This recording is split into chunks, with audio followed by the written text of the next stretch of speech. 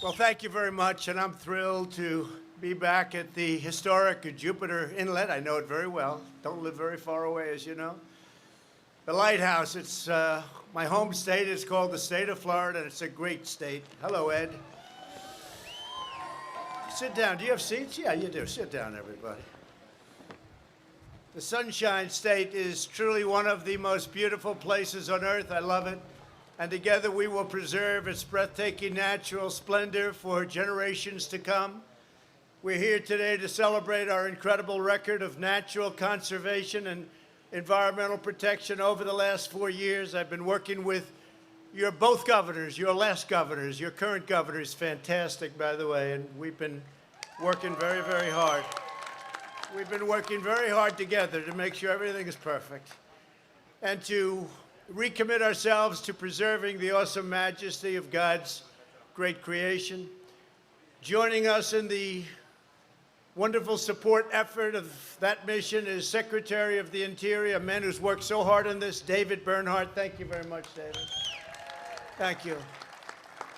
An EPA Administrator, very powerful man. When he says you can do it, you do it. When he says you can't, it's over with. You don't have a chance. Andrew Wheeler. Thank you, Andrew. Thank you. Great job. And of course, your Governor, Ron DeSantis, who's run, not only did he run a great campaign, he's a great governor. Thanks, Ron. What a great job. What a great job he did. Of course, we'll let you know on November 3rd. I'll let you know if he did a good job, okay? Also, I want to introduce Lieutenant Governor Jeanette Nunez, who's been such a fantastic friend and supporter. Thank you very much, Jeanette. And one of the great attorney generals anywhere in the country, Ashley Moody. Ashley, thank you. Thank you very much. Florida CFO, Jimmy Patronis. Jimmy, thank you, Jimmy. Great job. A man who everybody loves. He's highly respected in Washington. He's a great senator. Lindsey Graham, South Carolina. Thank you, Lindsey. Great job. Representatives, Gus Bilarakis. Where's Gus? Gus, how are you, Gus? Thank you very much. Great job you're doing. We have a lot of good ones here. We have warriors. I call them my warriors. That's what they are. And Gus, the job you've done. And Matt Gaetz. Where's Matt? Where's Matt? Where's Matt? That's not a very good location for you, Matt. That's. I'm used to having you sitting right up here. What's going on? That's good. Matt Gaetz, Brian Mast. Brian, fantastic guy. Thank you, Brian.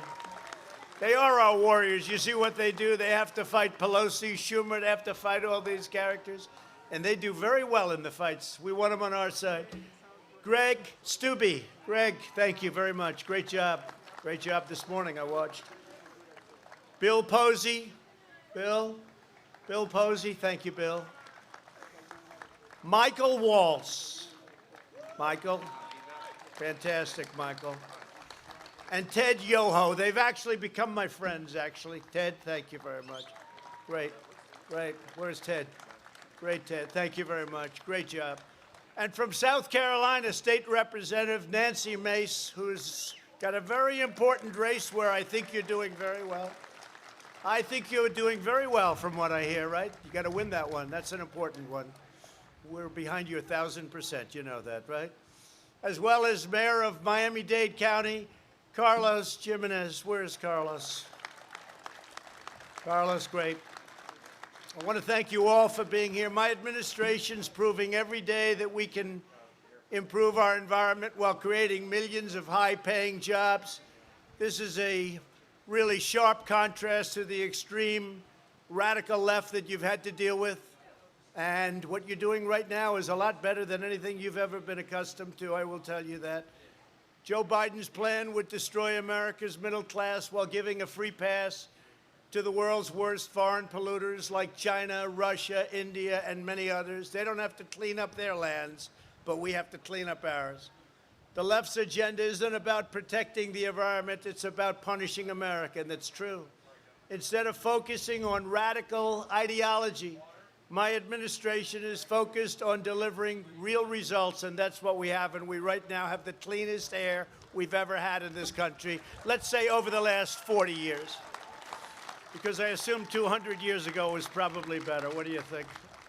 I would say that. What do you think, fellas? So I do want to preface that because the fake news is back there. When I say the cleanest air we've ever had over a 40-year period, Lindsay, is that okay? A couple of hundred years ago, I would imagine it was pretty good, right?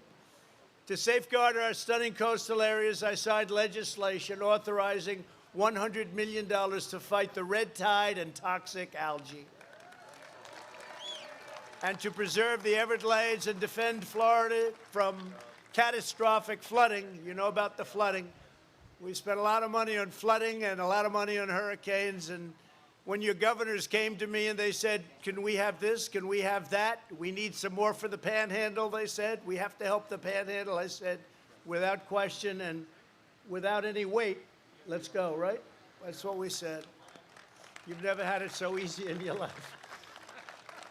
He'd walk into my office, say, sir, just one more. How much is it going to cost? How about an extra $1 billion? Staff wasn't happy. Yeah, my staff wasn't too thrilled. We had to override the staff a couple of times. We've directed over $500 million to fix the Herbert Hoover Dike and Lake Okeechobee. Lake Okeechobee. We fixed it up good, Mr. Mayor. We did a good job. We will now compete with this project, and we're way ahead. You know, we are way ahead, about 3 years, I think, ahead of schedule from what the original time of completion was going to be. And I'm in particular happy with what we've done on Lake Okeechobee. I know it well. Everyone said that one couldn't be done, Ron. You know that, right? They said it would never happen. You'll never get it funded. It's a big deal, and it's all gotten done, including the tide is gone, will be gone, finally, from all of the problems that they've had with it. We've expanded funding for the Everglades restoration by over 55% compared to 4 years ago. And I also want to thank the Army Corps of Engineers for their vital work on the C-44 reservoir and the help. They are unbelievable. One thing, when they build it, I said, you know, you could do it a little bit less expensive than that. The walls don't have to be 7 feet thick. They could be like 2 feet thick. But you know, when the Army Corps of Engineers do it, they do it right. That's one thing I can tell you. We're building the wall along Mexico, between Mexico and the United States. We're over 300 miles now of wall, and that's a serious wall. That's a wall that's meant to last and meant to work. But that'll help revitalize the wetlands in the St. Lucie River estuary and the Indian River Lagoon. Oh. Whoa, that's pretty good. We hit home with that one, huh? But today I have a very important announcement. I don't know if it's bigger than the things we just announced and the things that we've already done or we're in the process of completing. In a few moments, I will sign a presidential order extending the moratorium on offshore drilling on Florida's Gulf Coast and expanding it to Florida's Atlantic coast as well as the coasts of Georgia and South Carolina.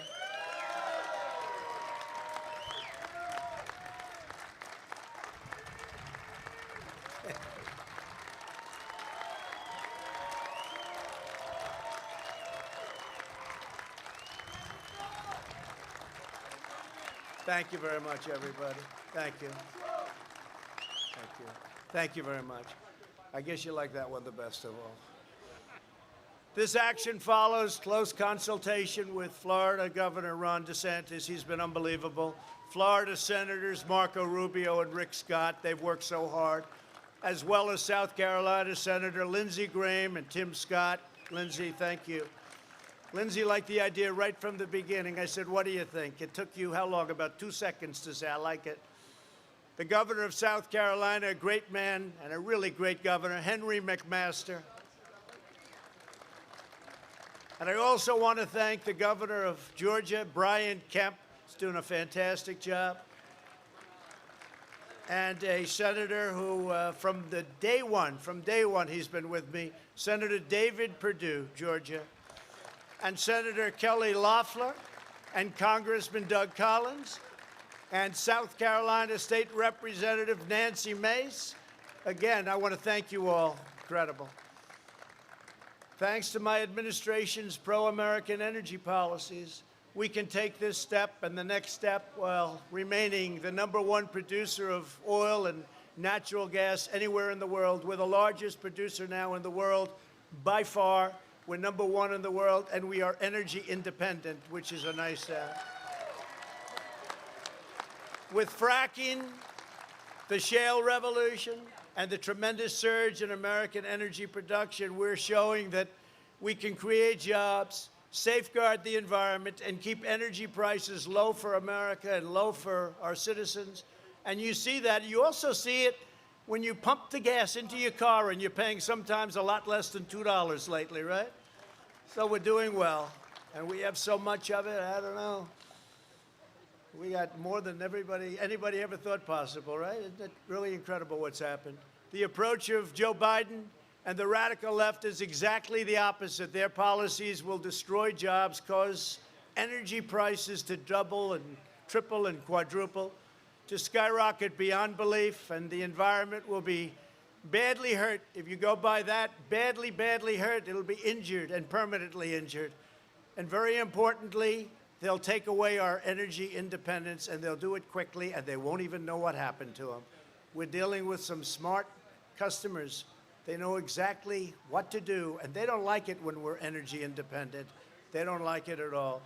So it's been a really amazing thing for Florida from the environmental standpoint, and I have to tell you, from the energy standpoint and from a very important level of cost. You're at a level of cost now with your electric and with so many other things caused and created by energy and fuel, the likes of which you haven't seen in 30 years. As president, I'll defend our environment, I'll defend our workers and our cherished way of life. Last month, I signed the Great American Outdoors Act, the most significant investment in our national parks in over a century, since Teddy Roosevelt. Teddy Roosevelt. You know, they came to my office, a lot of the senators that I just introduced, and Ron and everybody, they came to my office, they said that this will make us and make you the #1 environmental president since Teddy Roosevelt. I said, that sounds good, because I wasn't going to do it. I figured, let's not do it.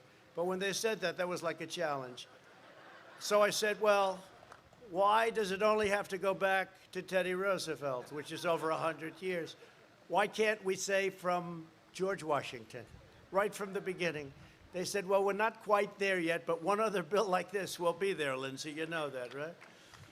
But it's true. #1 since Teddy Roosevelt. Who would have thought? Trump is the great environmentalist. Do you hear that, Ed? Do you hear that? That's good. And I am. I believe strongly in it. Through this legislation, we're providing nearly $10 billion for long-delayed maintenance projects in our national parks, and Florida's helped as much as anybody and maybe more.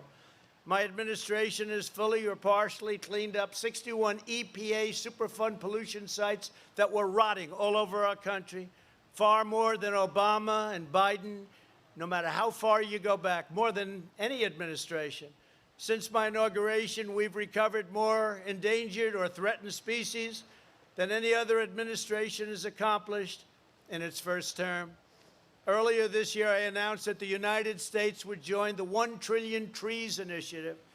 We already have 1 billion trees pledged to be planted, and it's moving very rapidly. We've opened land and expanded access to over 4 million acres of public lands for hunting and fishing, including over 200,000 acres in Florida. My sons will be very happy to hear that. As the last administration pursued its globalist agenda abroad, they were all over the place. They were everywhere but here in our country. They were taking care of other lands, countries that you never heard of, they were taking care of. And they didn't do a good job there either. They neglected the fundamentals of public health right here in the United States, right here in our home. My administration is focused on ensuring crystal clean air and water. Under my administration, we've seen a significant drop in air pollution since 2017, a very significant drop. For the first time in nearly 30 years, We are strengthening standards to prevent vulnerable children from being exposed to lead and copper in drinking water, including in our schools. They were exposed to lead and copper in drinking water. We've done some job with that. That was an important one. And we've invested over $38 billion in drinking water infrastructure to care for our children. I'm committed to ensuring the United States has the cleanest air and cleanest water on earth. The contrast between our vision and the radical left has never been more clear. They talk a big game and they do nothing. That's really what it is, too. They talk and talk the environment. They talk and talk. Nothing happens. It's all talk. It's all words and no action. You ever hear that? To our political opponents, environmental policy is just an excuse to advance a socialist platform that will impose trillions and trillions of dollars in new taxes and send our jobs overseas, making it impossible to open up new companies and to live less expensively. Your energy costs would be 4, 5, sometimes even under scenarios 10 times more expensive, and really you wouldn't even have energy. To my administration, environmental protection is a sacred obligation, and so it is our duty to fight for the dreams and livelihoods of the citizens we serve and to the citizens of Florida that I know so well and that I love. This is my home. This is my home. We're rapidly restoring the greatest economy in history. We created the greatest economy in the history of our country.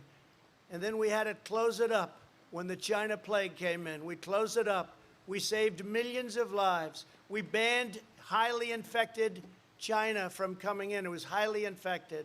The people were highly infected. Wuhan province, we banned them. Nobody said do it. Everybody said I shouldn't do it. Biden said don't do it. 3 months later, he admitted I was right.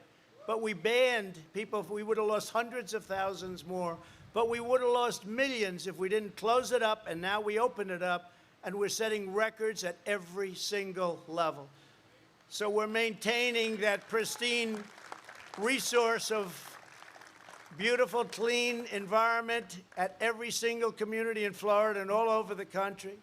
We'll always defend the Everglades, and we will always safeguard the magnificent Florida coastline. We'll expand access for fishermen and sportsmen. We'll uphold your right to hunt, and we will protect your right to keep and bear arms, your Second Amendment.